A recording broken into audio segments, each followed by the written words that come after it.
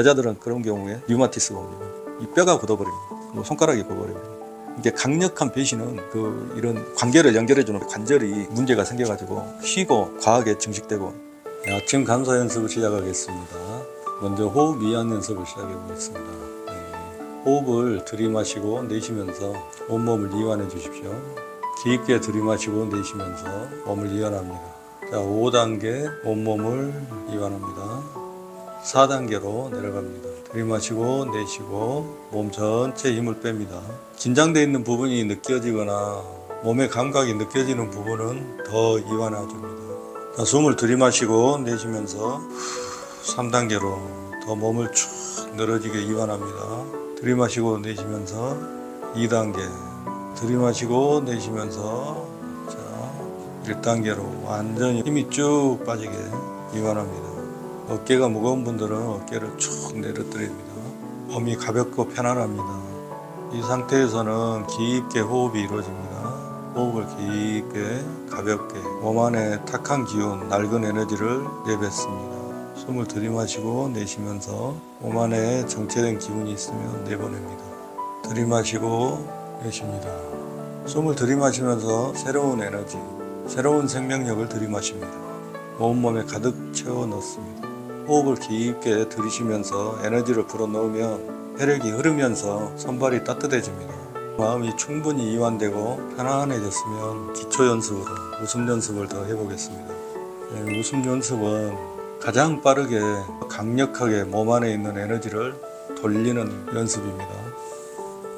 웃음 연습을 통해서 낡은 에너지, 탁한 기운들을 다 품어내시고 또 부정적인 생각, 우울한 생각들 다 내뱉습니다. 자, 웃음은 본능적인 아주 가장 자연스러운 감정인데 이 웃음을 잃어버려서 어린아이처럼 해처럼 밝게 웃지를 못해서 자신의 기본 상태가 늘 우울하고 편안하지 못한 상태가 되어 있다면 웃음으로 자신의 에너지, 주파수 수준을 끌어올려야 됩니다. 어릴 때처럼 언제든지 기분이 좋고 항상 웃을 준비가 되어 있는 그런 상태가 자신의 기본 상태가 되어야 됩니다. 어떤 사람이 나를 웃겨주거나 또는 재밌는 생각이 나지 않아도 웃음을 마치 운동처럼 연습하는 거고 웃음 연습은 웃음 운동이라고 생각하시면 됩니다. 아랫배를 움직이면서 횡격막을 진동시키면서 가슴에 있는 폐와 심장, 갈비뼈 안에 들어있는 흉골 안에 들어있는 장기는 우리가 마사지를 해줄 수 없습니다. 유일하게 마사지하는 방법은 웃는 방법입니다. 웃음으로 폐와 심장을 진동시키면 폐와 심장이 정화되기 시작합니다. 횡격막으로 상하 운동을 하면서 폐와 심장을 자극해주면 폐와 심장 속에 있던 정체된 에너지 또 정체된 혈액순환이 다시 활발하게 진행되면서 심폐 기능이 강해집니다. 웃음을 통해서 우울하고 부정적인 호르몬을 만들어냈던 그런 신경회로를 완전히 정화합니다. 웃음을 통해서 엔돌핀, 엔케팔린 같은 기쁨의 호르몬을 만들어내야 됩니다. 그리고 부정적으로만 쓰고 있는 신경회로를 긍정적으로 바꿔야 됩니다. 웃음은 최소 1분 이상 지속해야만 내 감정이 긍정적으로 바뀝니다. 기분이 좋은 기쁨의 감정으로 완전히 전환됩니다. 웃음은 배 아래로 복부를 진동하면서 웃어야만 진짜 웃음이 되고 그렇게 웃을 때만이 머리의 마음, 에고의 마음이 정지되고 행복한 호르몬이 나오기 시작합니다. 웃음을 시작하려면 처음부터 잘 안 웃어져요. 그래서 시동을 겁니다. 시동을 거는 것은 복부를 진동시키는 겁니다. 복부를 진동시키면서 시동을 걸고 웃음을 1분간 웃어보겠습니다. 순식간에 땀이 날 정도로 순환이 좋아집니다. 그래서 이 웃음이 주는 건강의 효과는 엄청나죠. 또 심리적으로도 엄청 효과가 있습니다. 자신감이 더 향상되고 긍정적으로 밝아지면서 대인관계가 개선되는 효과가 있습니다.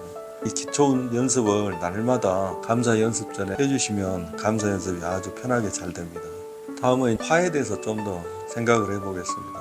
화 가장 가까운 가족부터 해서 친구, 동료, 또 친척, 그다음에 사회 여러 지인들, 또 국가나 사회 집단에 대한 나의 분노도 있습니다. 이런 것들에서부터 시작해서 보이지 않는 대상까지 어떤 사람은 조상을 탓하면서 화를 내기도 합니다. 그런 대상까지 온전히 감사합니다. 나의 와이프가 나를 화나게 만들었던 이런 기억을 온전히 감사하고 정화합니다. 뭐 이런 식으로 화에 대해서 계속 정화를 해줘야 됩니다. 특히 어렸을 때 부모로부터 받은 상처나 또는 특별한 트라우마적인 사건들은 평생 기억에 남으면서 나의 삶을 제한하고 있습니다. 그런 기억들을 화를 냈던 사건들에 대해서 온전히 기억을 정화해야 됩니다. 잠시 그런 기억을 떠올리면서 반드시 말로 표현하면서 감사로 정화하시면 됩니다. 자신의 기억을 떠올려서 다 감사하는 시간을 갖겠습니다. 화가 많은 사람은 이 사람 저 사람에게 대해서 화냈던 것들이 막 떠오를 거예요. 어떤 사람은 나는 화를 별로 내본 적이 없어. 화가 잘 안 나. 그런 사람도 있습니다. 각자 사람마다 어떤 사람은 화를 잘 내고 어떤 사람은 두려운 것을 잘 느끼고 어떤 사람은 슬픔을 더 잘 느낍니다. 충분히 이걸 화를 기억해내고 떠올려 보면 상당히 많은 사건들이 있었고 경험들이 있었을 겁니다. 그런 화들에 대해서 온전히 감사하면서 느껴주고 그것들이 더 이상 내 기억에 남아있을 필요가 없다. 호흡을 들이마시고 내쉬면서 이제 그런 기억을 보내겠다. 화의 에너지를 쭉 흘려내 보냅니다. 더 이상 내 안에서 그런 화의 에너지가 남아있지 않게. 화에 대해서 좀 더 이제 얘기를 나눠볼게요. 화가 좀 더 강렬해지면 어떤 감정이 될 것 같습니까? 분노가 되죠. 이 화가 더 강력하고 과하게 표현될 때는 그걸 분노라고 합니다. 화를 낸다고 사람들이 다치거나 그걸로 죽거나 그걸로 암이 오거나 그걸로 뭐 어떤 질병이 오거나 그러지는 않거든요. 근데 분노를 할 때는 어떤 일이 일어날까요? 분노가 오르고 또 분노를 표현하고 또 분노를 억지로 눌러서 표현하지 않고 그럴 때 어떤 문제가 생길까요?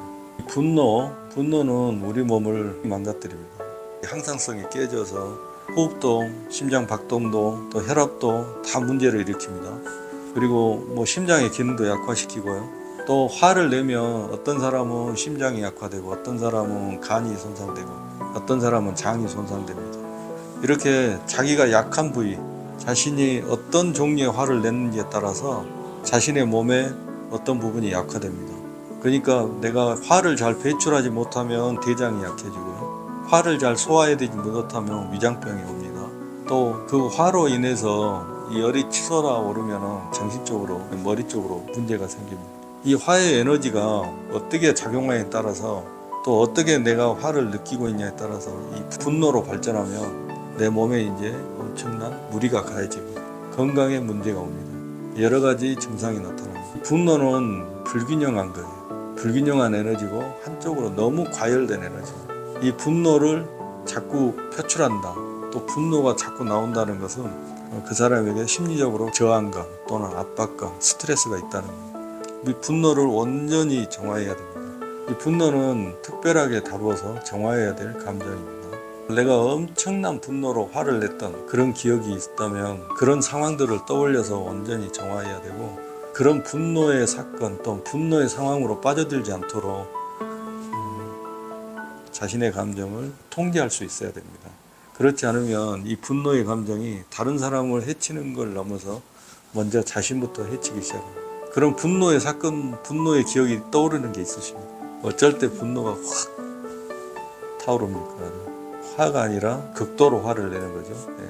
네. 못 참겠다 이거는. 어쩔 때가 있어요.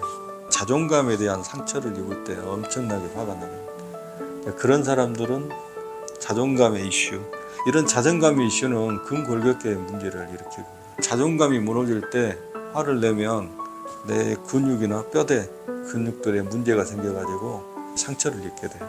그래서 자존감과 관련된 것은 나의 뼈와 근육에서 그런 자존감을 지키고 있거든. 다를 때는 내가 다 참을 수 있는데 내가 배신을 당했다 그럴 때 엄청나게 화가 날 수가 있죠. 배신감은 어떤 부위를 문제를 일으킬까요? 내가 믿는 거에 대한 배신감. 그러니까 어떤 사람한테 배신당할 수도 있고요.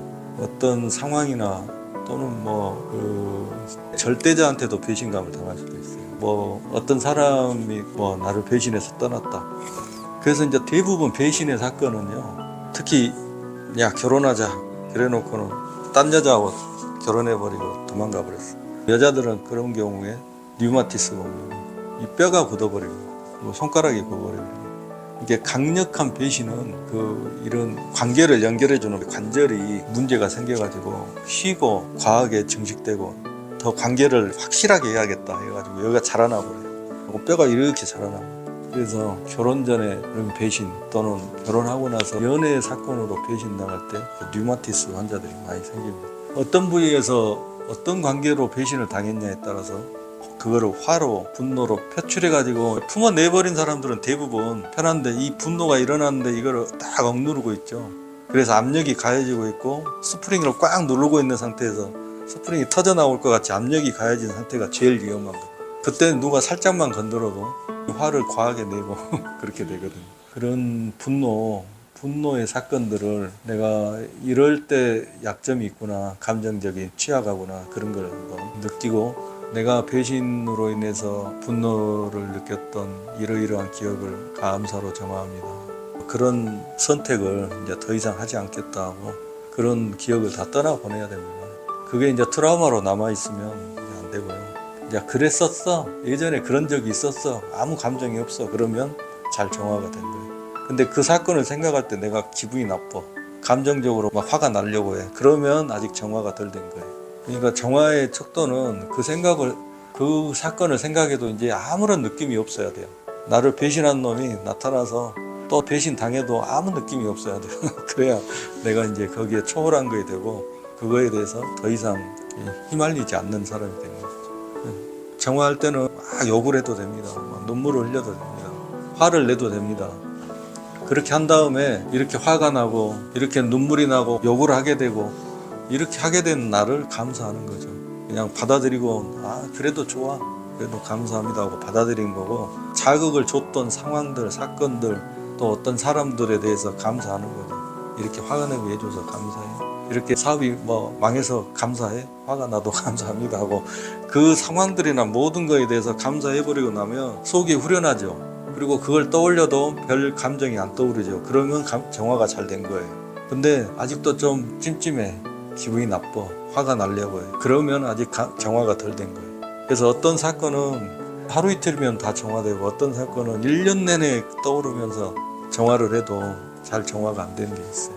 그래서 그런 것들을 끊임없이 감사하면서 정화를 해버려야 내가 완전히 그런 사건, 트라우마, 갈등에서 벗어나게 되는 거예요. 다음 내일은 어떤 걸 해보냐면 이 화를 표현하지 않았을 때 어떤 감정이 일어나는가, 화를 감추고 억압을 해버렸을 때 어떤 감정이 일어나는가, 감추고 억누르고 숨겨버렸을 때 어떤 감정이 일어나는가에 대해서 정화해 보겠습니다.